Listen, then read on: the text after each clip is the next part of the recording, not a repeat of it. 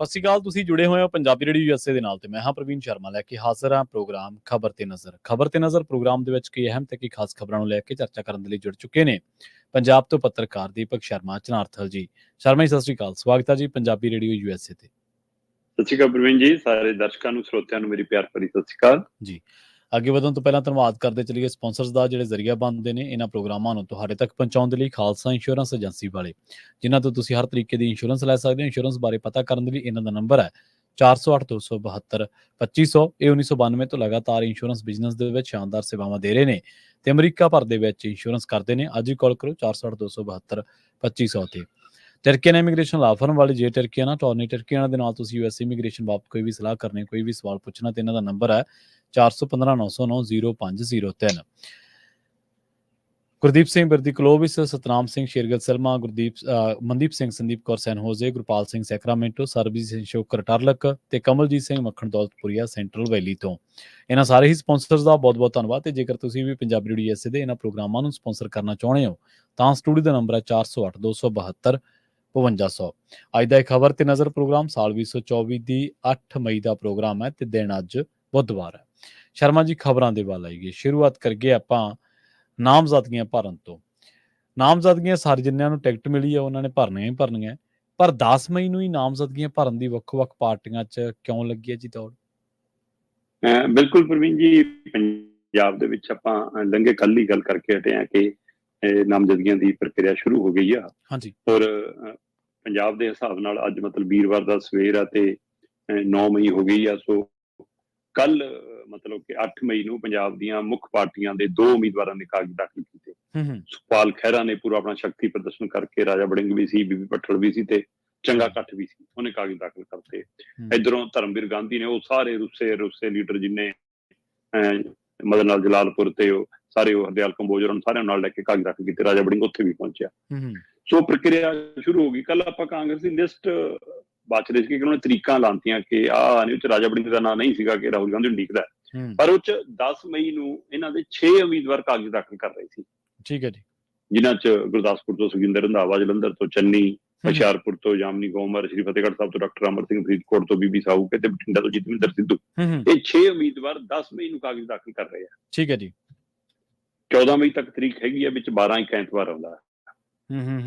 ਤੇ ਕੱਲ ਭਾਜਪਾ ਨੇ ਆਪਣੀ ਤਰੀਕਾਂ ਦੱਸੀਆਂ ਕਿ ਜੀ ਆਹ ਤਰੀਕਾਂ ਨੇ, ਸਾਡੇ ਆਹ ਬੰਦਿਆਂ ਨੇ ਕਾਗਜ਼ ਦਾਖਲ ਕਰਨੇ ਆ। ਠੀਕ ਹੈ ਜੀ। ਉਹਦੇ ਵਿੱਚ ਵੀ ਤੁਸੀਂ ਇਹ ਦੇਖੋ ਕਿ 6 ਨਾਂ 10 ਮਈ ਨੂੰ ਆਏ ਨੇ। ਉੱਥੇ ਵੀ ਹੰਸਰਾਜ ਹੰਸ ਨੇ ਅੱਜ ਕਾਗਜ਼ ਭਰਨੇ ਆ। ਠੀਕ ਹੈ ਜੀ। ਹੈਨਾ, 9 ਮਈ ਨੂੰ। ਤੇ ਇਸੇ ਤਰ੍ਹਾਂ 13 ਮਈ ਨੂੰ ਪ੍ਰਨੀਤ ਕੌਰ ਤੇ ਉਹਨੇ ਹੁਸ਼ਿਆਰਪੁਰ ਤੋਂ ਅਨੀਤਾ ਸੋਮ ਪ੍ਰਕਾਸ਼ ਨੇ, ਉਹਨਾਂ ਨੇ ਕਾਗਜ਼ ਭਰਨੇ।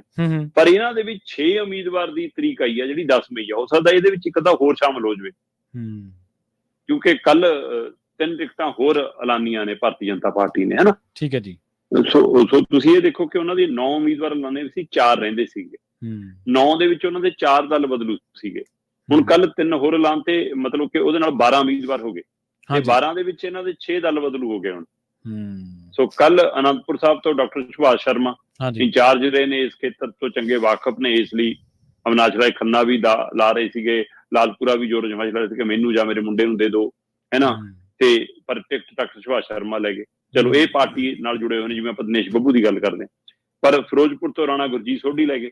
ਹੁਣ ਉੱਥੋਂ ਜਿਆਣੀ ਵੀ ਦਾਅਵੇਦਾਰ ਸੀ, ਰਾਣਾ ਗੁਰਮੀਤ ਸਿੰਘ ਸੋਢੀ ਉਹਨਾਂ ਨੂੰ ਮਿਲ ਗਈ, ਹਨਾ। ਸੋ ਉੱਥੋਂ ਜਿਆਣੀ ਵੀ ਦਾਅਵੇਦਾਰ ਸੀ ਤੇ ਉੱਥੋਂ ਹੋਰ ਇੱਕ ਨਾਮ ਬਹੁਤ ਚੱਲ ਰਿਹਾ ਸੀ ਕਿ ਇੱਧਰੋਂ ਉੱਧਰੋਂ, ਉਹ ਵੀ ਨਹੀਂ, ਉਹਦੀ ਵਾਰੀ ਵੀ ਨਹੀਂ ਆਈ। ਤੇ ਇੱਥੋਂ ਤੱਕ ਕਿ ਉਹ ਜਿਹੜਾ ਮਤਲਬ ਗਾਇਕ ਆ ਇੱਕ ਰਾਜਸਥਾਨ ਵਾਲਾ, ਉਹ ਜ਼ੋਰ ਲਾ ਰਿਹਾ ਸੀ ਕਨਈਆ ਮਿੱਤਲ ਕੇ ਮੇਰੀ ਗੱਲ ਬਣ ਜਾਵੇ ਅਨੰਦਪੁਰ ਸਾਹਿਬ ਜਾਂ ਮੈਨੂੰ ਫਿਰੋਜ਼ਪੁਰ ਤੋਂ ਦੇ ਦਿਓ। ਤੇ ਇੱਧਰ ਸੰਗਰੂਰ ਤੋਂ ਅਰਵਿੰਦ ਖੰਨਾ, ਇੱਥੋਂ ਵੀ ਸੰਗਰੂਰ ਤੋਂ ਸਰਗਰਮ ਵੀ ਸੀ ਮਿੱਤਲ, ਹੈ ਨਾ, ਕਨਈਆ ਮਿੱਤਲ, ਉਹ ਇੱਥੋਂ ਵੀ ਜ਼ੋਰ ਲਾ ਰਿਹਾ ਸੀ, ਇੱਥੋਂ ਅਰਵਿੰਦ ਖੰਨਾ। ਹੁਣ ਅਰਵਿੰਦ ਖੰਨਾ ਤੇ ਰਾਣਾ ਗੁਰਮੀਤ ਸਿੰਘ ਸੋਢੀ ਦੋਨੇ ਬਾਹਰੋਂ ਆਏ ਨੇ ਜੀ। ਸੋ ਇੱਥੇ ਵੀ ਉਹ ਖੇਡ ਹੋ ਗਿਆ। ਪਰ ਆਪਾਂ ਗੱਲ ਕਰ ਰਹੇ ਹਾਂ ਕਾਗਜ਼ ਦਾਖਲੀ ਦੀ। ਜੇ ਕਾਂਗਰਸ ਦੇ 6 ਉਮੀਦਵਾਰ 10 ਮਈ ਨੂੰ ਕਾਗਜ਼ ਦਾਖਲ ਕਰ ਰਹੇ ਨੇ ਔਰ ਭਾਜਪਾ ਦੇ 6 ਉਮੀਦਵਾਰ ਗੁਰਦਾਸਪੁਰ ਤੋਂ ਦਿਨੇਸ਼ ਬੱਬੂ, ਜਲੰਧਰ ਤੋਂ ਸੁਸ਼ੀਲ ਰਿੰਕੂ, ਲੁਧਿਆਣਾ ਤੋਂ ਰਵਨੀਤ ਬਿੱਟੂ, ਬਠਿੰਡਾ ਤੋਂ ਪਰਮਪਾਲ ਕੌਰ ਸਿੱਧੂ, ਖੰਡੂਰ ਸਾਹਿਬ ਤੋਂ ਮਨਜੀਤ ਮੰਨਾ ਤੇ ਅੰਮ੍ਰਿਤਸਰ ਤੋਂ ਤਰਨਜੀਤ ਸੰਧੂ, ਇਹ 6 ਦੇ 6 ਉਮੀਦਵਾਰ 10 ਮਈ ਨੂੰ ਕਾਗਜ਼ ਦਾਖਲ ਕਰ ਰਹੇ ਨੇ ਤੇ ਕਾਂਗਰਸ ਦੇ 6 ਉਮੀਦਵਾਰ 10 ਮਈ ਨੂੰ ਕਾਗਜ਼ ਦਾਖਲ ਕਰ ਰਹੇ ਨੇ। ਇਹਨਾਂ ਦੇ ਵਿੱਚ ਹੋਰ ਵਾਧਾ ਹੋ ਸਕਦਾ। ਫਿਰ ਇਹਦੇ ਕੋਈ ਤਾਂ ਮਾਇਨੇ ਹੋਣਗੇ ਪ੍ਰਵੀਨ ਜੀ। ਆਪਾਂ ਕੱਲ ਜਦੋਂ ਗੱਲ ਕਰ ਰਹੇ ਸੀਗੇ ਤਾਂ ਆਪਾਂ ਸਰਸਰੀ ਦੀ ਗੱਲ ਕੀਤੀ ਕਿ ਹੋ ਸਕਦਾ ਕਿਸੇ ਸਾਧੇ ਪੰਡਤ ਤੋਂ ਪੁੱਛਿਆ ਹੋਵੇ, ਇਹਨਾਂ ਨੇ ਕੋਈ ਤਰੀਕ ਕਢਾਈ ਹੋਵੇ, ਹੈ ਨਾ। ਹਾਂਜੀ। ਮੈਂ ਆਪਣੇ ਘਰੇ ਮਾਤਾ ਨੂੰ ਪੁੱਛਿਆ ਕਿ ਮੈਂ ਕਿਹਾ ਬੇਬੇ 10 ਤਰੀਕ ਨੂੰ ਕੋਈ ਖਾਸ ਤਿਥ ਤੁੱਥਾ? ਕਹਿੰਦੀ ਕੀ ਹੋ ਗਿਆ? ਮੈਂ ਕਿਹਾ ਏਦਾਂ ਕਾਗਜ਼। ਕਹਿੰਦੀ ਲੈ ਤੈਨੂੰ ਨਹੀਂ ਪਤਾ, ਉਦਣ ਅਕਸ਼ੇ ਤ੍ਰਿਤੀਆ, ਜਿਹਨੂੰ ਆਪਾਂ ਅਕਸ਼ੇ ਤੀਜ ਵੀ ਕਹਿੰਦੇ ਆ। ਠੀਕ ਹੈ ਜੀ। ਤੇ ਅਕਸ਼ੇ ਤ੍ਰਿਤੀਆ ਚ ਆਪਣੇ ਇਹ ਹੈ ਕਿ ਕੋਈ ਸੌਦਾ ਕਰਨਾ ਜ਼ਮੀਨ ਜਾਇਦਾਦ ਦਾ, ਹੈ ਨਾ। ਹਿੰਦੂ ਮਾਨਤਾਵਾਂ ਦੇ ਅਨੁਸਾਰ ਅਕਸ਼ੇ ਤ੍ਰਿਤੀਆ ਇੱਕ ਸ਼ੁੱਧ ਮੁਹੂਰਤ ਮੰਨਿਆ ਜਾਂਦਾ ਜੀ ਜੀ। ਸੋ ਇਸ ਦਿਨ ਗਹਿਣੇ ਗੱਟੇ, ਸੋਨਾ, ਕੱਪੜਾ ਲੀੜਾ, ਕੋਈ ਵੀ ਚੀਜ਼ ਤੁਸੀਂ ਖਰੀਦਣੀ ਹੈ ਜਾਂ ਬਿਜ਼ਨਸ ਚ ਕੰਮ ਕਰਨਾ ਕੁਛ, ਤਾਂ ਇਹ ਤਿਥ ਨੂੰ ਸ਼ੁਭ ਮੰਨਿਆ ਜਾਂਦਾ। ਜਿਸ ਤਰ੍ਹਾਂ ਮਾਤਾ ਦੇ ਨਵਰਾਤਰੇ ਹੁੰਦੇ ਨੇ ਕਿ ਨਰਾਤਿਆਂ ਦੇ ਵਿੱਚ ਤੁਹਾਨੂੰ ਤਰੀਕ ਕਢਾਉਣ ਦੀ ਲੋੜ ਨਹੀਂ, ਸਮਾਂ ਲੈਣ ਦੀ ਲੋੜ ਨਹੀਂ, ਉਹ ਸ਼ੁੱਧ ਮੁਹੂਰਤ ਹੈ। ਉਸੇ ਤਰ੍ਹਾਂ ਅਕਸ਼ੇ ਤੀਜ ਵੀ ਸ਼ੁੱਧ ਮੁਹੂਰਤਾਂ 'ਚ ਗਿਣੀ ਜਾਂਦੀ ਹੈ। ਇਸ ਲਈ ਸਾਰੀਆਂ ਪਾਰਟੀਆਂ ਦੇ ਨੁਮਾਇੰਦਿਆਂ 'ਚ ਦੌੜ ਲੱਗੀ ਹੈ ਕਿ ਅਸੀਂ 10 ਤਰੀਕ ਨੂੰ ਕਾਗਜ਼ ਦਾਖਲ ਕਰੀਏ। ਮਤਲਬ ਇਹਨਾਂ ਨੂੰ ਤਿਥਾਂ ਤੇ, ਤਰੀਕਾਂ ਤੇ, ਦਿਨਾਂ ਦੇ ਮਹੱਤਵ ਤੇ, ਮੁਹੂਰਤਾਂ ਤੇ ਭਰੋਸਾ ਹੈ, ਆਪਣੀ ਕਾਰਗੁਜ਼ਾਰੀ ਜਾਂ ਵੋਟਰਾਂ ਤੇ ਭਰੋਸਾ ਨਹੀਂਗਾ ਜੀ ਜੀ।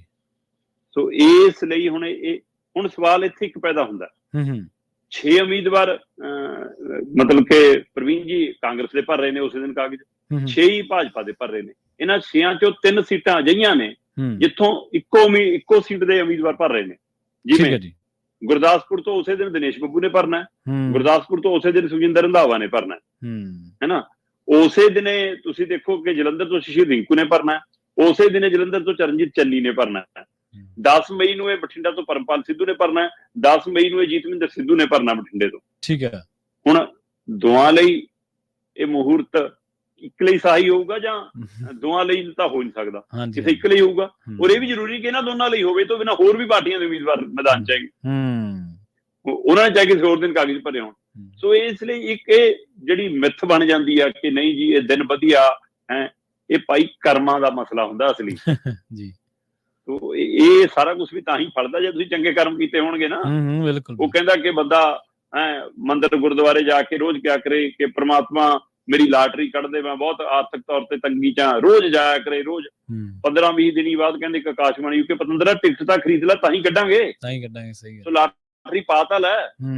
ਸੋ ਇਸ ਲਈ ਹੁਣ ਇਸ ਦਿਨ ਕਾਗਜ਼ ਭਰਨ ਨਾਲ ਨਹੀਂ ਹੋਣਾ। ਜੇ ਤੁਸੀਂ ਚੰਗੇ ਕੰਮਾਂ ਦੀ ਲਾਟਰੀ ਪਾਈ ਆ ਤਾਂ ਤੁਹਾਡੀ ਲਾਟਰੀ ਨਿਕਲਣੀ ਹੈ। ਬਿਲਕੁਲ ਸਹੀ। ਸੋ ਇਸ ਲਈ ਇੱਥੇ ਉਹ ਅਮਲਾਂ ਦੇ ਹੋਣੇ ਆ ਨਵੇੜੇ, ਕਿਸੇ ਨਾਲ ਤੇਰੀ ਯਾਦ ਪੁੱਛਣੀ, ਇਹ ਉਹ ਕਰਮ ਹੈ। ਹੁਣ ਇਸ ਵਾਰ ਲੋਕ ਪਾਰਟੀ ਨਾਲੋਂ ਵੀ ਵਿਅਕਤੀ ਦੇਖ ਰਹੇ ਨੇ। ਜੀ ਸਹੀ ਹੈ। ਜੇ ਕਿਸੇ ਨੇ ਦੀ ਉਦਾਹਰਨ ਦੇਖਣੀ ਆ ਤਾਂ ਪਟਿਆਲੇ ਚ ਜਿਹੀ ਜੀ ਚਰਚਾ ਉਹ ਇੱਕ ਮਾਇਨੇ ਰੱਖਦੀ ਹੈ। ਬਿਲਕੁਲ ਬਿਲਕੁਲ। ਤੇ ਆਪਾਂ ਅਗਲੀ ਖਬਰ ਦੇ ਵੱਲ ਵਧੀਏ ਸ਼ਰਮਾ ਜੀ, ਗੱਲ ਕਰੀਏ ਦਲ ਬਦਲੀਆਂ ਦੀ। ਕਹਿੰਦੇ ਪੰਜਾਬ ਦੇ ਵਿੱਚ ਰੋਕ ਹੀ ਨਹੀਂ ਰਹੀਆਂ ਦਲ ਬਦਲੀਆਂ। ਮੈਨੂੰ ਲੱਗਦਾ ਇਲੈਕਸ਼ਨ ਲੰਘ ਜੂ ਪਰ ਦਲ ਬਦਲੂਆਂ ਨਾਲ ਮਨ ਨੂੰ ਫੇਰ ਨਹੀਂ ਚੈਨ ਆਉਣੀ। ਜੀ ਤੁਹਾਡੇ ਧਿਆਨ ਚ ਹੋਣਾ ਕਿ ਆਪਾਂ ਜਿਸ ਦਿਨ ਦਲਵੀਰ ਗੋਲਡੀ ਨੇ ਪਾਲਾ ਬਦਲਿਆ, ਹਾਂਜੀ ਹਾਂਜੀ, ਆਪਾਂ ਉਸ ਦਿਨ ਗੱਲ ਕਰ ਰਹੇ ਸੀ ਕਿ ਦਲਵੀਰ ਗੋਲਡੀ ਹੋਰੀ ਅਗਲੇ ਮੈਚ ਦੀ ਤਿਆਰੀ ਕਰ ਰਹੇ ਨੇ ਕਿ ਆਹ ਮੈਚ ਤਾਂ ਮੀਥੇਰ ਖੇਡ ਲਵੇ ਤੇ ਮੀਥੇਰ ਜਿੱਤ ਜੇ ਫਿਰ ਮੇਰੇ ਲਈ ਅਗਲੀ ਸਟੇਜ ਆਊਗੀ ਤਾਂ ਮੈਂ ਐਮਐਲਏ ਬਣੂਗਾ। ਜੇ ਐਂ ਹੋ ਜਾਵੇ ਤਾਂ ਐਂ ਹੋਊਗਾ। ਹੁਣ ਉਹ ਸਥਿਤੀ ਦੇ ਵਿੱਚ ਤੇ ਉਹੀ ਕਰਮ ਦੇ ਵਿੱਚ ਹੁਣ ਆਮ ਆਦਮੀ ਪਾਰਟੀ ਮੈਨੂੰ ਲੱਗਦਾ ਲਗਾਤਾਰ ਅੱਗੇ ਵਧ ਰਹੀ ਹੈ। ਜੋ ਕੁਛ ਦਲਵੀਰ ਗੋਲਡੀ ਨਾਲ ਸੌਦਾ ਕਰਕੇ ਹੋਇਆ, ਉਹੀ ਕੁਛ ਸ਼ਾਇਦ ਹੁਸ਼ਿਆਰਪੁਰ ਚ ਇੱਕ ਨਵਾਂ ਸੌਦਾ ਹੋਇਆ। ਵੈਸੇ ਤਾਂ ਕੱਲ ਜੱਸੀ ਖੰਗੂੜਾ ਹੋਰਾਂ ਦੇ ਪਾਲਾ ਬਦਲਣ ਦੀ ਖੂਬ ਚਰਚਾ ਜੀ ਜੀ। ਜੱਸੀ ਖੰਗੂੜਾ ਹੋਰੀ ਕਾਂਗਰਸ ਚੋਂ ਐਮਐਲਏ ਬਣੇ ਸੀ। ਇਹਨਾਂ ਦਾ ਹੀ ਵਾਹ ਵਾਸਤਾ ਹੈਗਾ, ਹੈ ਨਾ, ਸਾਰੇ ਜਾਣਦੇ ਆ ਉਹਨਾਂ ਦਾ। ਸੋ ਕਿਲਾ ਰਾਏਪੁਰ ਤੋਂ ਐਮਐਲਏ ਬਣੇ ਤੇ ਚਲੋ ਅਗਲੀ ਵਾਰ ਚੋਣ ਵੀ ਹਾਰ ਗਏ, ਨਹੀਂ ਗੱਲ ਬਣੀ ਤੇ ਫਿਰ ਆਪ ਚ ਆ ਗਏ।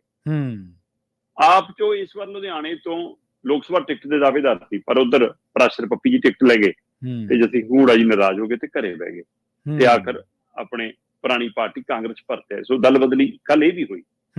ਪਰ ਜਿਹੜੀ ਦਲ ਬਦਲੀ ਦੀ ਕੱਲ ਚਰਚਾ ਹੈ ਉਹ ਹੈ ਸੁਸ਼ੀਲ ਰਿੰਕੂ ਬਨਾਮ ਰਾਕੇਸ਼ ਕੁਮਾਰ। ਠੀਕ ਹੈ ਜੀ। ਕਿ ਜਿਵੇਂ ਸੁਸ਼ੀਲ ਰਿੰਕੂ ਨੂੰ ਭਾਜਪਾ ਲੈ ਕੇ ਗਈ ਸੀ ਸਣੇ ਟਿਕਟ ਜਲੰਧਰ ਤੋਂ, ਉਵੇਂ ਹੀ ਆਮ ਆਦਮੀ ਪਾਰਟੀ ਨੇ ਰਾਕੇਸ਼ ਸੁਮਨ ਜਿਹੜਾ ਬਹੁਜਨ ਸਮਾਜ ਪਾਰਟੀ ਦਾ ਹੁਸ਼ਿਆਰਪੁਰ ਤੋਂ ਉਮੀਦਵਾਰ ਸੀ ਉਹਨੂੰ ਸਣੇ ਟਿਕਟ ਲਿਆਂਦਾ। ਇਹ ਤਾਂ ਸ਼ੁਕਰ ਹੈ ਇੱਕ ਦੋ ਦਿਨ ਪਹਿਲਾਂ ਲਿਆਂਦਾ, ਨਹੀਂ ਤਾਂ ਅੱਜ ਤੱਕ ਕਾਗਜ਼ ਨਾ ਭਰ ਲਏ ਹੁੰਦੇ। ਕਾਗਜ਼ ਭਰਨ ਦੀ ਕੰਮ ਚੱਲੀ ਜਾਂਦਾ, ਹੁਣ ਤਾਂ ਨਾਮਜ਼ਦਗੀਆਂ ਵੀ ਭਰਨ ਦਾ ਕੰਮ ਚੱਲੀ ਜਾਂਦਾ ਜੀ।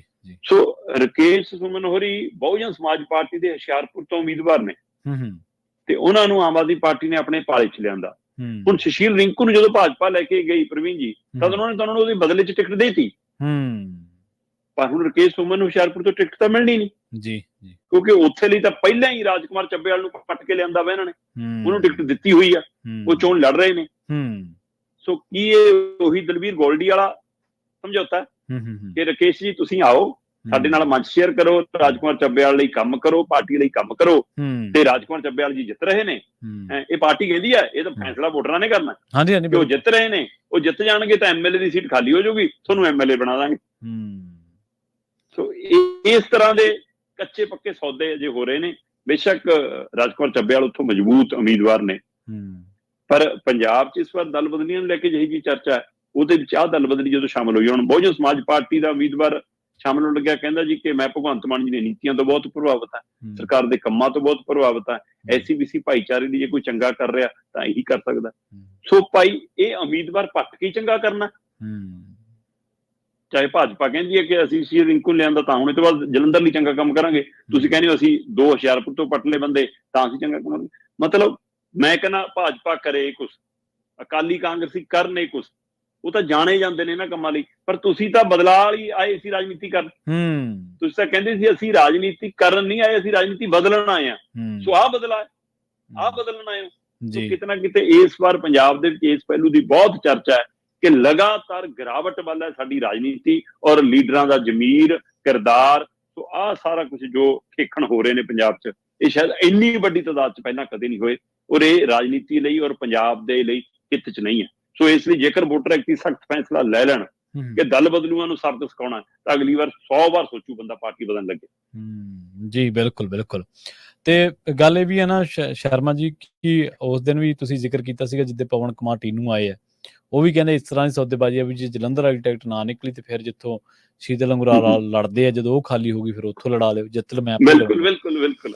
ਮਤਲਬ ਨਤੀਜੇ ਹਲੇ ਆਏ ਨਹੀਂ ਤੇ ਪਰ ਸੌਦੇਬਾਜ਼ੀਆਂ ਪਹਿਲਾਂ ਹੀ ਹੋਈ ਜਾਂਦੀਆਂ ਵੀ ਇਸ ਸੀਟ ਤੋਂ ਮੈਂ ਐ ਕਰੂੰਗਾ। ਮਤਲਬ ਹੁਣ ਆਹ 3-4 ਸੀਟਾਂ ਤਾਂ ਪੱਕੀਆਂ ਹੀ ਨੇ ਨਾ ਕਿ ਚੋਣ ਤਾਂ ਹੋਊਗੀ। ਉਹ ਜਦ ਪਵਨ ਮਤਲਬ ਕਿ ਜੇ ਉਧਰ ਸ਼ੀਤਲ ਅੰਗਰਾਲ ਗਿਆ ਤਾਂ ਉਹਦੀ ਐਮਐਲਏਸ਼ਿਪ ਤਾਂ ਗਈ। ਹਾਂਜੀ ਠੀਕ ਹੈ ਨਾ। ਰਾਜਕੁਮਾਰ ਚੱਬੇਵਾਲ ਇੱਧਰ ਆਇਆ ਤਾਂ ਉਹਦੀ ਐਮਐਲਏਸ਼ਿਪ ਤਾਂ ਗਈ। ਸੋ ਉੱਥੇ ਜਿਮਨੀ ਚੋਣ ਤਾਂ ਹੋਣੀ ਹੈ ਨਾ।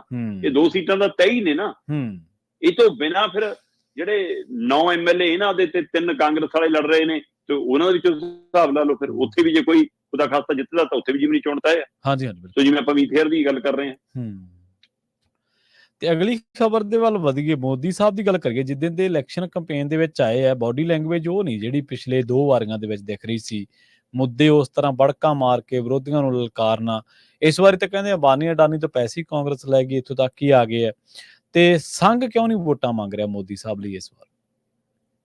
ਦੇਖੋ ਇਹਦੇ ਵਿੱਚ ਕੋਈ ਦੋ ਰਾਏ ਨਹੀਂ ਕਿ ਪਹਿਲੇ ਗੇੜ ਦੀਆਂ ਚੋਣਾਂ ਦੇ ਲਈ ਜਿਹੜਾ ਪ੍ਰਚਾਰ ਸੀ ਮੋਦੀ ਦਾ, ਉਹ 56 ਇੰਚ ਛਾਤੀ ਦਿਖਾ ਕੇ ਮੈਨੇ ਇਹ ਕਰ ਦਿਆ, ਮੈਨੇ ਉਹ ਕਰ ਦਿਆ, ਦੇਸ਼ ਵਿਸ਼ਵ ਚ ਤਾਕਤ ਬਣ ਗਿਆ, ਆਰਥਿਕ ਤੌਰ ਤੇ ਐ ਹੋ ਗਿਆ, ਬੜਾ ਕੁਝ ਸੀਗਾ।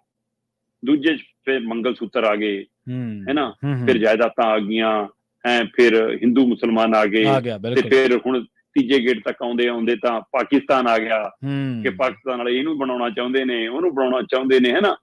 ਸੋ ਹੁਣ ਮਤਲਬ ਕਿ ਹੱਦ ਹੋ ਗਈ। ਕੱਲ ਬਿਲਕੁਲ ਤੁਸੀਂ ਦਰੁਸਤ ਫਰਮਾਇਆ ਕਿ ਜਿਹੜਾ ਅਬਾਨੀ ਅਡਾਨੀਆਂ ਦੇ ਦੋਸ਼ ਚ ਬੀਜੇਪੀ ਤੇ ਲੱਗਦੇ ਨੇ, ਅੱਜ ਉਹ ਭਾਰਤ ਦਾ ਮੁਖੀ ਹੈ ਅਬਾਨੀ ਅਡਾਨੀਆਂ ਦੇ ਹਵਾਲੇ ਨਾਲ ਦੂਏ ਲੀਡਰਾਂ ਦੇ ਹਮਲੇ ਕਰਦਾ ਕਿ ਜੀ ਕਿ ਹੁਣ ਉਹਦਾ ਸ਼ਹਿਜ਼ਾਦਾ ਜ਼ਿਕਰ ਨਹੀਂ ਕਰਦਾ ਕਿ ਸ਼ਾਇਦ ਪੈਸੇ ਲੈ ਗਿਆ, ਤੇ ਉਹ ਸ਼ਹਿਜ਼ਾਦੇ ਨੇ ਮੋੜਵਾਂ ਜਵਾਬ ਦਿੱਤਾ, ਕਹਿੰਦਾ ਅੱਛਾ ਜੀ ਆਪਣਾ ਤਜਰਬਾ ਬੋਲਦਾ ਕਿ ਏਦਾਂ ਆਉਂਦੇ ਹੁੰਦੇ ਨੇ ਪੈਸੇ। ਸੋ ਇਸ ਲਈ ਮਤਲਬ ਕਿ ਇਸ ਕਦਰ ਸਥਿਤੀ ਹੈ ਕਿਦਾ ਮਤਲਬ ਕਿਤਨਾ ਕਿਤੇ ਬਾਹਰੋਂ ਵੀ ਤੇ ਅੰਦਰੋਂ ਵੀ ਮੋਦੀ ਲਈ ਚੁਣੌਤੀ ਹੈ ਕਿ ਜਦੋਂ ਘਰੋਂ ਤੁਸੀਂ ਸੁਖਾਵੇਂ ਮਾਹੌਲ ਚ ਨਾ ਨਿਕਲੋ ਤਾਂ ਤੁਹਾਡੀ ਬਾਹਰ ਪੂਰੇ ਦਿਨ ਦੀ ਦਿਨਚਰਿਆ ਉਹੀ ਜੀ ਸੁਖਾਵੀਂ ਨਹੀਂ ਹੁੰਦੀ। ਸੋ ਕੀ ਅੰਦਰੋਂ ਸੰਘ ਇਸ ਵਾਰ ਭਾਜਪਾ ਜਿਹੜੀ ਮੋਦੀ ਵਾਲੀ ਭਾਜਪਾ ਉਹਦੇ ਨਾਲ ਨਹੀਂ ਹੈ? ਇਹ ਰਿਪੋਰਟਾਂ ਦੱਸਦੀਆਂ ਪ੍ਰਵੀਨ ਜੀ, ਇਹ ਖਬਰਾਂ ਨਿਕਲ ਕੇ ਆ ਰਹੀਆਂ ਕਿ ਅੱਗੇ ਹਰ ਵਾਰ ਚੋਣ ਪ੍ਰਕਿਰਿਆ ਚ ਜਾਣ ਤੋਂ ਪਹਿਲਾਂ ਭਾਜਪਾ ਦੀ ਮੁੱਢਲੀ ਲੀਡਰਸ਼ਿਪ ਜਿਹੜੀ ਪਾਰਟੀ ਲੀਡਰਸ਼ਿਪ ਹੈ ਨਾ, ਉਹ ਸੰਘ ਦੀ ਮੁੱਢਲੀ ਲੀਡਰਸ਼ਿਪ ਨਾਲ ਵਿਚਾਰ ਚਰਚਾ ਕਰਨ ਜਾਂਦੀ ਸੀ ਕਿ ਗੁਪਤ ਵੱਡੀ ਬੈਠਕ ਹੁੰਦੀ। ਠੀਕ ਹੈ।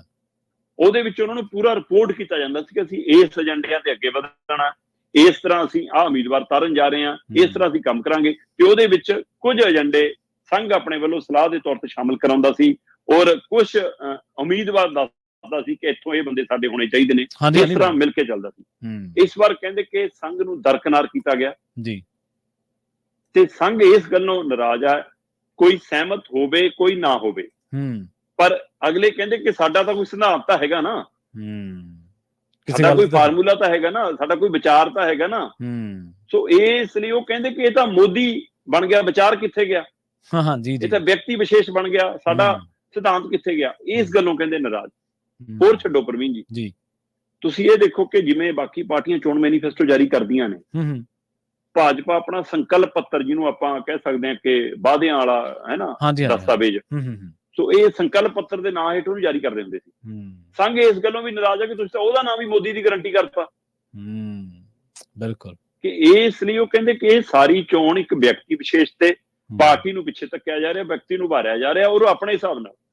ਔਰ ਦੂਸਰੀ ਗੱਲ, ਉਹ ਇਸ ਗੱਲੋਂ ਵੀ ਨਾਰਾਜ਼ ਹੈ, ਜਿਵੇਂ ਆਪਾਂ ਪੰਜਾਬ ਦੀ ਗੱਲ ਕਰ ਰਹੇ ਹਾਂ ਕਿ ਪਹਿਲਾਂ 9 ਚੋਂ 4 ਬਾਹਰਲੇ ਸੀ, ਦਲ ਬਦਲੂ ਸੀ, ਬਾਹਰਲੇ ਤਾਂ 9 ਚੋਂ 7 ਸੀਗੇ, 2 ਹੀ ਪਾਰਟੀ ਦੇ ਵਰਕਰ ਸੀ। ਹੁਣ 12 ਦੇ ਵਿੱਚੋਂ 3 ਕੇ ਪਾਰਟੀ ਦੇ ਵਰਕਰ ਨੇ, ਹੈ ਨਾ, ਬਾਕੀ ਮਤਲਬ 9 ਤਾਂ ਇੱਕ ਦਿਨੇਸ਼ ਬੱਬੂ ਹੈ, ਤੇ ਇੱਕ ਜਿਹੜੇ ਮੰਨਾ, ਇੱਕ ਸੁਭਾਸ਼ ਸ਼ਰਮਾ ਹੈ, ਬਿਲਕੁਲ, ਤਿੰਨੇ ਪਾਰਟੀ ਦੇ ਨੇ, ਬਾਕੀ ਤਾਂ ਸਾਰੇ ਬਾਹਰ ਦੇ ਨੇ। ਤੁਸੀਂ ਇੱਥੋਂ ਲਾ ਲਓ ਕਿ 9 ਉਮੀਦਵਾਰ 12 ਦੇ ਵਿੱਚੋਂ ਬਾਹਰੋਂ ਲਿਆਂਦੇ ਹੋਏ ਨੇ।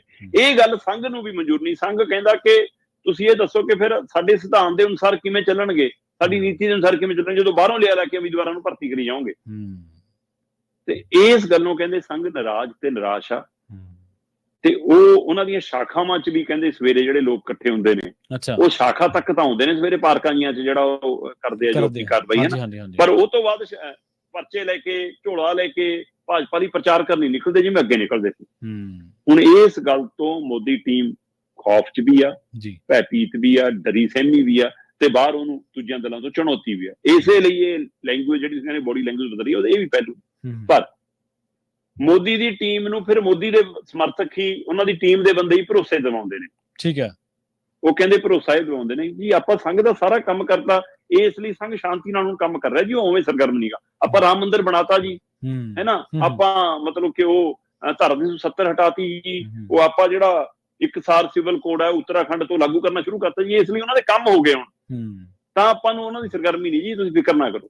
ਫਿਰ ਇਹ ਵੀ ਤਰਕ ਦਿੰਦੇ ਆ ਕਿ ਚਿੰਤਾ ਕਿਉਂ ਕਰਦੇ ਹੋ ਜੀ, ਜਾਣਗੇ ਕਿੱਥੇ ਜੀ, ਵੋਟਾਂ ਤਾਂ ਆਪਾਂ ਨੂੰ ਹੀ ਪਾਉਣਗੇ ਜੀ, ਆਪਾਂ ਰਾਮ ਮੰਦਿਰ ਦੇ ਮੁੱਦੇ ਤੇ ਤਾਂ ਵੋਟਾਂ ਇਸ ਵਾਰ ਆਪਾਂ ਨੂੰ ਪਾਉਣੀਆਂ, ਸੰਘ ਤਾਂ ਆਪਣੇ ਤੋਂ ਬਾਅਦ ਜਾ ਹੀ ਨਹੀਂ ਸਕਦਾ, ਹੋਰ ਕਿਸੇ ਨੂੰ ਵੋਟ ਹੀ ਨਹੀਂ ਪਾ ਸਕਦਾ।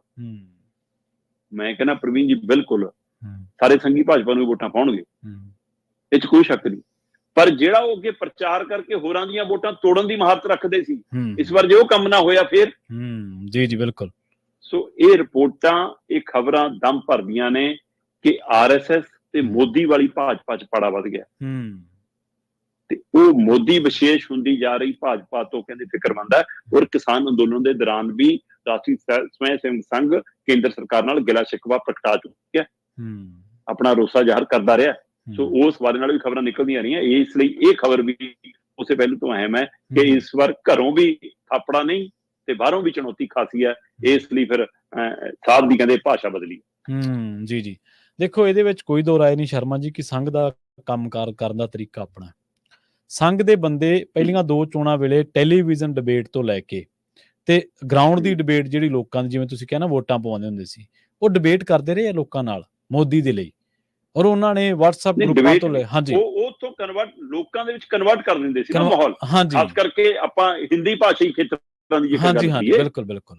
ਔਰ ਉੱਥੇ ਉਹ ਇਹ ਵੇ ਬਣਾਉਣ ਦੇ ਵਿੱਚ ਕੰਮ ਕਰਦੇ ਸੀ ਨਾ, ਧਰਾਤਲ ਤੇ। ਦੇਸ਼ ਪੱਧਰ ਤੇ ਜੇ ਸਭ ਤੋਂ ਵੱਡਾ ਕਾਡਰ ਕਿਸੇ ਕੋਲ ਹੈਗਾ ਤਾਂ ਇਸ ਵੇਲੇ RSS ਹੈ।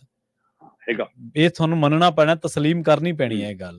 ਔਰ ਇਹਦੇ ਚ ਕੋਈ ਦੋ ਰਾਏ ਨਹੀਂ ਕਿ ਉਹ ਕਾਓ ਬੈਲਟ ਨਾਲ ਹੋਰ ਰਾਜਾਂ ਦੇ ਵਿੱਚ ਪੋਲੀਟੀਕਲ ਇਨਫਲੂਐਂਸ ਇੰਨਾ ਕੁ ਰੱਖਦਾ ਕਿ ਸਰਕਾਰ ਬਦਲਣ ਦੀ ਸਮਰੱਥਾ ਉਹਨਾਂ ਚ ਹੈਗੀ ਹੈ ਜੇ ਉਹ ਲੱਗ ਜਾਣ ਤਾਂ। ਉਹਨਾਂ ਨੇ ਸਾਬਤ ਕੀਤਾ, ਉਹਨਾਂ ਦੇ ਡਿਸਪਲਿਨ ਨੇ। ਜਿਹੜਾ ਤੁਸੀਂ ਕਿਹਾ ਨਾ ਕਿ ਪੰਜਾਬ ਦੇ ਵਿੱਚ ਉਹ ਕਹਿੰਦੇ ਸਾਡੇ ਬੰਦਿਆਂ ਨੂੰ ਟਿਕਟਾਂ ਨਹੀਂ ਦੇ ਰਹੇ, ਉਹਨਾਂ ਨੇ 2 ਸੀਟਾਂ ਤੋਂ 300 ਸੀਟ ਤੱਕ ਗਏ ਨੇ ਉਹ, ਇਸੇ ਡਿਸਪਲਿਨ ਕਰਕੇ ਕਿ ਹੌਲੀ ਹੌਲੀ ਆਪਣੀ ਥਾਟ ਦੇ ਬੰਦੇ ਲਿਆਓ।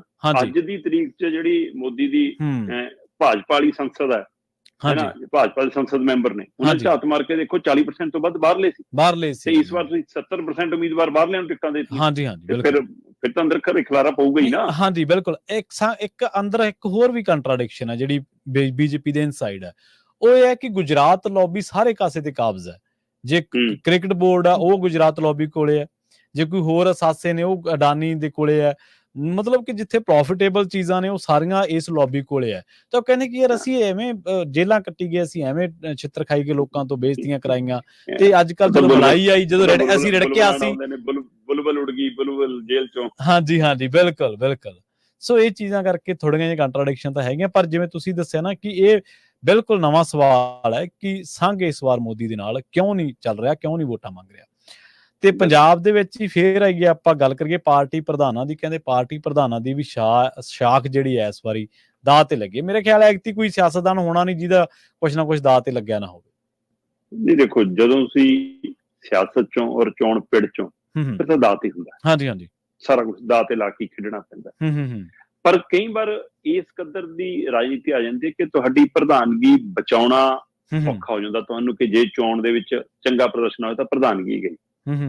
ਹੁਣ ਬੇਸ਼ੱਕ ਵੱਖ-ਵੱਖ ਪਾਰਟੀਆਂ ਪੰਜਾਬ 'ਚ ਲੜ ਰਹੀਆਂ, ਪਰ ਜਿਹੜੀਆਂ ਮੁੱਖ ਧਾਰਾ 'ਚ ਆਪਾਂ ਪਾਰਟੀਆਂ ਦੇਖਣੀਆਂ ਹੁਣ, ਤਾਂ ਉਹਦੇ ਵਿੱਚ ਬਹੁਜਨ ਸਮਾਜ ਪਾਰਟੀ ਹੈ, ਉਹਦੇ ਵਿੱਚ ਸ਼੍ਰੋਮਣੀ ਅਕਾਲੀ ਦਲ ਅੰਮ੍ਰਿਤਸਰ ਹੈ, ਉਹਦੇ ਵਿੱਚ ਅਕਾਲੀ ਦਲ ਹੈ, ਉਹਦੇ ਵਿੱਚ ਭਾਜਪਾ ਹੈ, ਉਹਦੇ ਵਿੱਚ ਕਾਂਗਰਸ ਹੈ, ਉਹਦੇ ਵਿੱਚ ਅਕਾਲੀ ਦਲ, ਸ਼੍ਰੋਮਣੀ ਅਕਾਲੀ ਦਲ ਬਾਦਲ ਹੈ, ਉਹਦੇ ਵਿੱਚ ਆਮ ਆਦਮੀ ਪਾਰਟੀ ਹੈ। ਸੋ ਲਗਭਗ 6 ਪਾਰਟੀਆਂ ਮੁੱਖ ਤੌਰ ਤੇ ਨੇ। ਜੇ ਸੱਤਾਧਾਰੀ ਧਿਰਾਂ 'ਚ ਦੇਖਣੀ ਹੋਵੇ ਤਾਂ ਕੇਂਦਰ ਦੇ ਹਵਾਲੇ ਨਾਲ ਭਾਜਪਾ ਤੇ ਪੰਜਾਬ ਦੇ ਹਵਾਲੇ ਨਾਲ ਆਮ ਆਦਮੀ ਪਾਰਟੀ ਹੈ। ਤੇ ਆਮ ਆਦਮੀ ਪਾਰਟੀ ਦੇ ਪੰਜਾਬ ਦੇ ਵਿੱਚ ਪੰਜਾਬ ਦੇ ਮੁਖੀ ਬੇਸ਼ੱਕ ਕਾਰਜਕਾਰੀ ਪ੍ਰਧਾਨ ਪ੍ਰਿੰਸੀਪਲ ਬੁੱਧਰਾ ਹੋਣ, ਪਰ ਸਾਰਿਆਂ ਨੂੰ ਪਤਾ ਹੈ ਕਿ ਇਸ ਮੌਕੇ ਤਾਂ ਪ੍ਰਧਾਨਗੀ ਭਾਈ ਜਿਹਦੀ ਚੱਲ ਰਹੀ ਹੈ, ਇੱਕ ਜੇਲ੍ਹ 'ਚ ਤੇ ਇੱਕ ਉਧਰ ਨੂੰ ਉੜਿਆ ਲੰਡਨ ਨੂੰ, ਤੇ ਇਸ ਲਈ ਮੁੱਖ ਮੰਤਰੀ ਭਗਵੰਤ ਮਾਨ ਦੀ ਉਹ ਪ੍ਰਧਾਨ ਨੇ ਪੰਜਾਬ ਦੇ ਵਿੱਚ, ਸਰਕਾਰ ਦੇ ਵੀ ਤੇ ਪਾਰਟੀ ਦੇ ਵੀ। ਸੋ ਫਿਰ ਜੇ ਉਹ ਪ੍ਰਧਾਨ ਨੇ ਤਾਂ ਫਿਰ 13-0 ਵਾਲਾ ਵਾਅਦਾ ਉਹਨਾਂ ਦੇ ਲਈ ਨੱਕ ਦਾ ਸਵਾਲ ਹੈ ਕਿ 32 ਦੰਦ ਮੇਰੇ ਝੂਠ ਨਹੀਂ ਬੋਲਦੇ, 13-0 ਹੋਊਗਾ। ਜੇ ਹੁਣ ਇਹ 7-8 ਤੋਂ ਉੱਪਰ ਰਹਿੰਦਾ ਅੰਕੜਾ, ਜਿਹਦੇ ਲਈ ਉਹ ਪੂਰੀ ਜੱਦੋਜਹਿਦ ਕਰ ਰਹੇ ਨੇ, ਮਤਲਬ ਤਪਦੀ ਗਰਮੀ ਦੇ ਵਿੱਚ ਸਿਰ 'ਚ ਪਾਣੀ ਪਾ ਕੇ ਪ੍ਰਚਾਰ ਕਰ ਰਹੇ ਨੇ, ਬੋਤਲਾਂ ਫੜ ਕੇ ਸਿਰ 'ਚ ਪਾਣੀ ਪਾ ਲੈਂਦੇ ਆ, ਹੈਨਾ, ਤੇ ਤਾਂ ਕਿ ਮੇਰਾ ਸਿਰ ਠੰਡਾ ਰਹੇ ਤੇ ਮੈਂ ਪ੍ਰਚਾਰ ਕਰਾਂ, ਕਰ ਰਹੇ ਆ, ਪੂਰਾ ਜ਼ੋਰ ਲਾ ਰਹੇ ਆ। ਤੇ ਪਰ ਜਿੱਥੇ 13 ਦੀਆਂ 13 ਸੀਟਾਂ ਦੀ ਜਵਾਬਦੇਹੀ ਭਗਵੰਤ ਮਾਨ ਦੀ ਆ, ਉੱਥੇ 2 ਸੀਟਾਂ ਉਹਨਾਂ ਦੇ ਇੱਜ਼ਤ ਮਾਨ ਨਾਲ ਵੀ ਜੁੜੀਆਂ ਨੇ। ਉਹ ਸੰਗਰੂਰ ਹੈ ਤੇ ਉਹ ਫਰੀਦਕੋਟ ਹੈ। ਫਰੀਦਕੋਟ ਕਰਮਜੀਤ ਅਨਮੋਲ ਨੂੰ, ਆਪਣੇ ਮਿੱਤਰ ਨੂੰ, ਰਾਜਨੀਤਿਕ ਇਸ ਕੈਰੀਅਰ 'ਚ ਲੈ ਕੇ ਆਏ, ਉਹ ਸੱਭਿਆਚਾਰਕ ਫਿਲਮੀ ਕੈਰੀਅਰ ਤੋਂ। ਸੋ ਇਸ ਲਈ ਉਹ ਸੀਟ ਉਹਨਾਂ ਨੂੰ ਕਢਵਾ ਕੇ ਦੇਣਾ ਉਹਨਾਂ ਦੀ ਜ਼ਿੰਮੇਵਾਰੀ ਬਣਦੀ ਹੈ। ਤੇ ਸੰਗਰੂਰ ਵਾਲੀ ਜਿਵੇਂ ਜਿਮਨੀ ਚੋਣ ਵੀ ਹਾਰ ਗਏ ਸੀ, ਤੇ ਇਸ ਵਾਰ ਖਹਿਰਾ ਤੇ ਸਿਮਰਜੀਤ ਮਾਨ ਫਿਰ ਚੁਣੌਤੀ ਨੇ ਉਹਨਾਂ ਲਈ। ਸੋ ਉਹ ਸੀਟ ਦੇ ਲਈ ਵੀ ਮੀਤ ਖੇਰ ਨੂੰ ਜਿਤਵਾਉਣਾ, ਤੇ ਵੈਸੇ ਵੀ ਮੁੱਖ ਮੰਤਰੀ ਸਾਹਿਬ ਦੀ ਜਿਹੜੀ ਕੋਰ ਟੀਮ ਹੈ, ਕਹਿੰਦੇ ਉਹ ਵੀ ਚਾਹੁੰਦੀ ਹੈ ਕਿ ਮੀਤ ਖੇਰ ਜਿੱਤ ਕੇ ਦਿੱਲੀ ਨੂੰ ਜਾਵੇ। ਸੋ ਇਸ ਲਈ ਮਤਲਬ ਕਿ ਇਹ ਵੀ ਅਹਿਮ ਉਹਨਾਂ ਦੇ ਲਈ, ਪਰ ਆਹ 2 ਸੀਟਾਂ ਉਹਨਾਂ ਦੇ ਲਈ ਸਵਾਲ ਬਣੀਆਂ। ਇਸੇ ਤਰ੍ਹਾਂ ਸ਼੍ਰੋਮਣੀ ਅਕਾਲੀ ਦਲ ਦੇ ਪ੍ਰਧਾਨ ਸੁਖਬੀਰ ਸਿੰਘ ਬਾਦਲ, ਉਹ ਪੰਜਾਬ ਬਚਾਓ ਯਾਤਰਾ ਤੇ ਨਿਕਲੇ ਨੇ। ਅਕਾਲੀ ਦਲ ਦੀ ਸ਼ਾਖ ਨੂੰ ਬਰਕਰਾਰ ਰੱਖਣਾ ਹੀ ਉਹਨਾਂ ਲਈ ਚੁਣੌਤੀ ਬਣਿਆ ਹੋਇਆ। ਅਕਾਲੀ ਦਲ ਕੋਲ ਇੱਕ ਪੱਕਾ ਕੈਡਰ ਹੈਗਾ, ਬਾਕੀ ਪਾਰਟੀਆਂ ਦਾ ਕੈਡਰ ਇਸ ਵਾਰ ਫਿਰ ਸਫਰ ਕਰਨਾ ਹੈ। ਤੁਸੀਂ ਇਹ ਦੇਖੋ ਕਿ ਆਮ ਆਦਮੀ ਪਾਰਟੀ ਔਰ ਕਾਂਗਰਸ ਨੂੰ ਲੱਗਦਾ ਕਿ ਸਾਡਾ ਕੁਝ ਕੈਡਰ ਇਸ ਵਾਰ ਰਾਮ ਮੰਦਿਰ ਦੇ ਨਾਂ ਤੇ ਭਾਜਪਾ ਕੋਲ ਜਾਣਾ ਹੈ। ਹਾਂਜੀ ਹਾਂਜੀ, ਠੀਕ ਹੈ। ਅਕਾਲੀ ਦਲ ਨੂੰ ਲੱਗਦਾ ਕਿ ਸਾਡਾ ਜਿਹੜਾ ਪੱਕਾ ਕੈਡਰ ਸਾਡੇ ਕੋਲ ਖੜਾ ਹੈ, ਪਰ ਉਹਦੇ ਬਾਵਜੂਦ ਵੀ ਉਹਨਾਂ ਨੂੰ ਲੱਗਦਾ ਕਿ ਅਸੀਂ ਉਸ ਤਰ੍ਹਾਂ ਮੁਕਾਬਲੇ 'ਚ ਅਜੇ ਨਹੀਂ ਆ। ਇਹ ਅੰਦਰ ਦੀ ਉਹਨਾਂ ਦੀ ਆਪਣੀ ਅੰਦਰੂਨੀ ਰਿਪੋਰਟ ਹੈ, ਤੇ ਪਰ ਵੋਟਰ ਕੀ ਫੈਸਲਾ ਲੈਂਦਾ ਵੱਖਰੀ ਗੱਲ ਹੈ। ਇਸ ਲਈ ਸੁਖਬੀਰ ਬਾਦਲ ਲਈ ਪਾਰਟੀ ਦੀ ਸ਼ਾਖ ਨੂੰ, ਮਿਆਰ ਨੂੰ ਕਾਇਮ ਰੱਖਣਾ, ਜਾਂ ਪਹਿਲਾਂ ਨਾਲੋਂ ਵੋਟ % ਵਧਾਉਣਾ ਹੀ, ਜਾਂ ਪਿਛਲੀ ਵਾਰ ਜਿੰਨੀਆਂ 2 ਸੀਟਾਂ ਤੱਕ ਵੀ ਆਉਣਾ, ਪਰ ਪਿਛਲੀ ਵਾਰ 10 'ਚੋਂ 2 ਸੀ, ਇਸ ਵਾਰ 13 ਨੇ। ਸੋ ਇਸ ਲਈ ਚੁਣੌਤੀ ਹੈ ਉਹਨਾਂ ਲਈ ਵੀ। ਬਿਲਕੁਲ। ਤੇ ਚੁਣੌਤੀ ਇਸੇ ਤਰ੍ਹਾਂ ਸ਼੍ਰੋਮਣੀ ਅਕਾਲੀ ਦਲ ਅੰਮ੍ਰਿਤਸਰ ਸਿਮਰਜੀਤ ਮਾਨ ਲਈ ਵੀ ਹੈ, ਪ੍ਰਧਾਨ ਤਾਂ ਉਹ ਵੀ ਹੈਗੇ, ਸੀਟ ਉਹ ਆਪਣੀ ਵੀ ਲੜ ਰਹੇ ਨੇ ਤੇ ਪਾਰਟੀ ਵੀ ਚੋਣ ਲੜ ਰਹੀ ਹੈ। ਇਸੇ ਤਰ੍ਹਾਂ ਚੁਣੌਤੀ ਬਹੁਜਨ ਸਮਾਜ ਪਾਰਟੀ ਬਸਪਾ ਦੇ ਪ੍ਰਧਾਨ ਜਸਵੀਰ ਸਿੰਘ ਗੜੀ ਲਈ ਵੀ ਹੈ। ਮਤਲਬ ਪਿਛਲੀ ਵਾਰ ਵਿਧਾਨ ਸਭਾ ਚੋਣਾਂ ਅਕਾਲੀ ਦਲ ਨਾਲ ਮਿਲ ਕੇ ਲੜੀਆਂ ਤਾਂ ਵੀ 1.5% ਵੋਟ % ਰਿਹਾ ਮਸਾਂ। ਸੋ ਇਸ ਲਈ ਉਹਨੂੰ, ਜਦੋਂ ਕਿ ਪੰਜਾਬ 'ਚ 32-33% ਸਾਡਾ SC-BC ਭਾਈਚਾਰਾ ਹੀ ਆਉਂਦਾ, ਪਰ ਪਾਰਟੀ ਤਾਂ ਪੂਰੇ ਪੰਜਾਬ 'ਚ ਵੀ ਲੜ ਰਹੀ ਹੈ ਨਾ, ਤੇ ਬਾਕੀ ਭਾਈਚਾਰਿਆਂ ਤੋਂ ਵੀ ਵੋਟਾਂ ਲੈਣ ਦਾ ਹੱਕ ਹੈ ਉਹਨਾਂ ਨੂੰ। ਹੱਕ ਹੈ, ਬਿਲਕੁਲ। ਸੋ ਪਰ ਵੋਟ ਕਿਉਂ ਨਹੀਂ ਆਉਂਦੀ, ਇਹ ਉਹਨਾਂ ਨੂੰ ਵੀ ਸੋਚਣ ਦੀ ਲੋੜ ਆ। ਸੋ ਇਸ ਲਈ ਗੜੀ ਹੋਰਾਂ ਦਾ ਵੀ। ਤੇ ਇਸੇ ਤਰ੍ਹਾਂ ਕਾਂਗਰਸ ਪਾਰਟੀ ਦੇ ਪ੍ਰਧਾਨ ਨੇ ਰਾਜਾ ਵੜਿੰਗ ਜੀ। ਰਾਜਾ ਵੜਿੰਗ ਦੀ ਪ੍ਰਧਾਨਗੀ ਦਿੱਲੀ ਵਾਲੇ ਦਿੱਲੀ ਰੱਖ ਰਹੇ ਸੀ ਕਿ ਦਿੱਲੀ ਰੱਖ ਜਾ, ਅੰਮ੍ਰਿਤਾ ਵੜਿੰਗ ਲਈ ਟਿਕਟ ਲੈ ਜਾ, ਪ੍ਰਧਾਨਗੀ ਰੱਖ ਜਾ। ਜੇ ਟਿਕਟ ਲੈ ਕੇ ਜਾਣੀ ਹੈ ਫਿਰ ਤੇ ਤੋਂ ਪ੍ਰਚਾਰ ਨਹੀਂ ਹੋਣਾ, ਫਿਰ ਤੂੰ ਤਾਂ ਘਰ ਜੋਗਾ ਰਹਿ ਜਾਏਗਾ। ਉਹ ਰਾਜਾ ਵੜਿੰਗ ਦੀ ਜ਼ਿੰਮੇਵਾਰੀ ਲੱਗੀ ਸੀ ਸਾਰੇ ਪੰਜਾਬ ਲਈ, ਤੇ ਉਹਨੂੰ ਲੁਧਿਆਣੇ ਝੋਕਦਾ, ਕਹਿੰਦਾ ਹੁਣ ਦੱਸੋ ਮੈਂ ਕੀ ਕਰਾਂ, ਆਪਣੀ ਸੀਟ ਤੇ ਲੜਾਂਗੇ, ਬਾਕੀਆਂ ਲਈ ਕੰਮ ਕਰਾਂ। ਪਰ ਪ੍ਰਧਾਨ ਤਾਂ ਪ੍ਰਧਾਨ ਹੈ ਜੀ, ਜੇ ਉਹ ਆਪਣੀ ਸੀਟ ਜਿੱਤਦਾ ਹੈ, ਬਾਕੀ ਹਾਰਦਾ ਹੈ, ਤਾਂ ਵੀ ਪ੍ਰਧਾਨਗੀ ਗਈ। ਤੇ ਜੇ ਪਿਛਲੀ ਵਾਰ ਜਿੰਨਾ ਵੀ ਪ੍ਰਦਰਸ਼ਨ ਨਹੀਂ ਹੁੰਦਾ ਤੇ ਆਪਣੀ ਸੀਟ ਗਵਾ ਲਈ, ਫਿਰ ਵੀ ਪ੍ਰਧਾਨਗੀ ਨੂੰ ਖਤਰਾ ਕਿ ਪ੍ਰਧਾਨ ਆਪਣੀ ਸੀਟ ਦਾ ਬਚਾ ਨਹੀਂ ਪਾਇਆ। ਇਸ ਲਈ ਉਹਦੇ ਲਈ ਦੋਹਰੀ ਚੁਣੌਤੀ ਹੈਗੀ ਆ। ਤੇ ਇਹੀ ਚੁਣੌਤੀ ਭਾਜਪਾ ਦੇ ਪ੍ਰਧਾਨ ਸੁਨੀਲ ਜਾਖੜ ਲਈ ਆ। ਪਹਿਲੀ ਵਾਰ ਮਤਲਬ ਉਹਨਾਂ ਦੀ ਪ੍ਰਧਾਨਗੀ ਚੋਣ ਹੋ ਰਹੀ ਆ। ਸੋ ਇਸ ਲਈ ਔਰ 13 ਦੀਆਂ 13 ਸੀਟਾਂ ਤੇ ਭਾਜਪਾ ਲੜਦੀ ਹੈ ਗੱਠਜੋੜ ਚੋਂ ਬਾਹਰ ਆ ਕੇ ਪਹਿਲੀ ਵਾਰ। ਸੋ ਇਸ ਲਈ ਸੁਨੀਲ ਜਾਖੜ ਲਈ ਵੀ ਇਹ 6 ਪ੍ਰਧਾਨ ਨੇ ਜੀ, ਜਿਨ੍ਹਾਂ ਦੀ ਆਪਾਂ ਗੱਲ ਕਰ ਰਹੇ ਹਾਂ। ਭਗਵੰਤ ਮਾਨ ਹੋਰੀ, ਸੁਖਬੀਰ ਬਾਦਲ ਹੋਰੀ, ਸਿਮਰਨਜੀਤ ਮਾਨ ਹੋਰੀ, ਰਾਜਾ ਵੜਿੰਗ ਤੇ ਜਸਵੀਰ ਸਿੰਘ ਗੜੀ ਤੇ ਸੁਨੀਲ ਜਾਖੜ। ਇਹਨਾਂ 6 ਚੋਂ 3 ਪ੍ਰਧਾਨ ਖੁਦ ਚੋਣ ਲੜ ਰਹੇ ਨੇ। ਸਿਮਰਨਜੀਤ ਮਾਨ ਸੰਗਰੂਰ ਤੋਂ ਸ਼੍ਰੋਮਣੀ ਅਕਾਲੀ ਦਲ ਅੰਮ੍ਰਿਤਸਰ ਵੱਲੋਂ, ਜਸਵੀਰ ਸਿੰਘ ਗੜੀ ਸ਼੍ਰੀ ਅਨੰਦਪੁਰ ਸਾਹਿਬ ਤੋਂ ਬਹੁਜਨ ਸਮਾਜ ਪਾਰਟੀ ਵੱਲੋਂ, ਰਾਜਾ ਵੜਿੰਗ ਲੁਧਿਆਣਾ ਤੋਂ ਕਾਂਗਰਸ ਪਾਰਟੀ ਵੱਲੋਂ। ਸੋ 3 ਪ੍ਰਧਾਨਾਂ ਦੀ ਆਪਣੀ ਸੀਟ ਵੀ ਤੇ ਪਾਰਟੀ ਦੇ ਕੰਮਕਾਜ ਵੀ ਦਾਤੇ ਨੇ, ਤੇ 3 ਪ੍ਰਧਾਨ ਬਿਨਾਂ ਉਮੀਦਵਾਰ ਬਣਿਆ ਵੀ। ਸੋ ਇਸ ਲਈ 6 ਪ੍ਰਧਾਨਾਂ ਲਈ ਇਸ ਵਾਰ ਚੁਣੌਤੀ ਹੈ ਜੀ। ਸੋ ਦੇਖਦੇ ਹਾਂ ਇਹਨਾਂ ਦਾ ਪ੍ਰਦਰਸ਼ਨ ਕਿਹੋ ਜਿਹਾ ਰਹਿੰਦਾ ਤੇ ਇਹਨਾਂ ਦੇ ਪ੍ਰਧਾਨਗੀ ਦੇ ਭਵਿੱਖ ਤੇ ਵੀ ਸਵਾਲ ਨਾਲ ਚੱਲਣਾ। ਤੇ ਜਾਂਦੇ ਨੇ ਗੱਲ ਕਰੀਏ ਏਅਰ ਇੰਡੀਆ ਦੀ, ਸ਼ਰਮਾ ਜੀ ਕਹਿੰਦੇ ਕ੍ਰਿਊ ਮੈਂਬਰ ਚਲੇ ਗਏ ਛੁੱਟੀ ਤੇ ਉਡਾਣਾਂ ਰੱਦ ਹੋਣ ਲੱਗ ਪਈਆਂ ਜੀ। ਬਿਲਕੁਲ ਜੀ, ਏਅਰ ਇੰਡੀਆ ਦੇ 200 ਤੋਂ ਵੱਧ ਕਰੂ ਮੈਂਬਰ ਸਮੂਹਿਕ ਤੌਰ ਤੇ ਸਿੱਕ ਲੀਵ ਦੀ ਅਰਜੀ ਲਿਖ ਕੇ, ਮਤਲਬ ਬਿਮਾਰੀ ਵਾਲੀ ਅਰਜੀ ਲਿਖ ਕੇ ਸਮੂਹਿਕ ਰੂਪ ਤੇ ਛੁੱਟੀ ਤੇ ਚਲੇ ਗਏ। ਕੁਝ ਮਸਲੇ ਸੀ ਉਹਨਾਂ ਦੇ, ਆਪਣਾ ਜਿਹੜਾ ਉਹਨਾਂ ਦੀ ਯੂਨੀਅਨ ਹੈ ਉਹਨਾਂ ਦੇ ਆਪਣੀ ਸੰਬੰਧਿਤ ਟਾਟਾ ਗਰੁੱਪ ਨਾਲ ਅੱਜ ਕੱਲ੍ਹ ਏਅਰ ਇੰਡੀਆ ਹੈਗੀ ਆ। ਸੋ ਉਹਨਾਂ ਨਾਲ ਤੇ ਉਹ ਤੋਂ ਨਾਰਾਜ਼ਗੀ ਦੇ ਨਾਲ 200 ਦੇ ਕਰੀਬ ਜੇ ਕਰੂ ਮੈਂਬਰ ਛੁੱਟੀ ਤੇ ਜਾਂਦੇ, ਤੁਸੀਂ ਅੰਦਾਜ਼ਾ ਲਾ ਲਓ ਫਿਰ ਹਲਚਲ ਕਿਵੇਂ ਹੋਣੀ ਹੈ। ਸਾਰਾ ਕੁਝ ਜੇ ਬ੍ਰੇਕ ਹੋ ਜਾਵੇ। ਸੋ ਉਡਾਨਾਂ ਮਤਲਬ 100 ਦੇ ਗੇੜ 'ਚ ਉਡਾਨਾਂ ਰੱਦ ਕਰਨੀਆਂ ਪਈਆਂ। ਖਾਸ ਕਰ ਦੱਖਣੀ ਭਾਰਤ 'ਚ ਇਹਦਾ ਬਹੁਤ ਜ਼ਿਆਦਾ ਅਸਰ ਹੈ। ਕੁਝ ਵਿਦੇਸ਼ੀ ਉਡਾਨਾਂ ਸੀ ਤੇ ਕੁਝ ਦੇਸੀ ਘਰੇਲੂ ਉਡਾਨਾਂ ਸੀਗੀਆਂ। 2 ਦਰਜਨ ਦੇ ਕਰੀਬ ਉਡਾਨਾਂ ਤਾਂ ਦਿੱਲੀ ਏਅਰਪੋਰਟ ਤੇ ਰੱਦ ਹੋ ਰਹੀ ਹੈ।